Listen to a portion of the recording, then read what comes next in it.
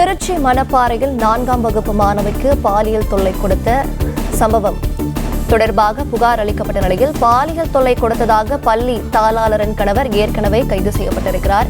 விவரங்களை செய்தியாளர் வெங்கடேசன் வழங்கிட கேட்கலாம். வெங்கடேசன், வணக்கம். இது பற்றின மேலும் விவரங்கள்.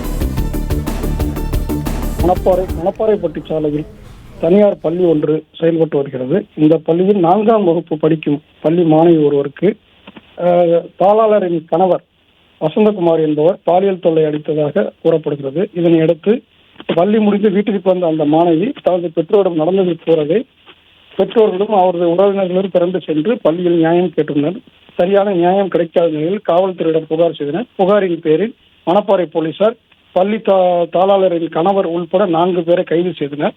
இந்த நிலையில் அந்த பள்ளியின் முதல்வர் ஜெயலட்சுமி என்பவர் தலைமறைவாகவே இருந்தார். இன்று காலை மணப்பாறை காவல் நிலைய ஆய்வாளர் குணசேகரன் தலைமையிலான போலீசார் அவரை கைது செய்துள்ளனர்.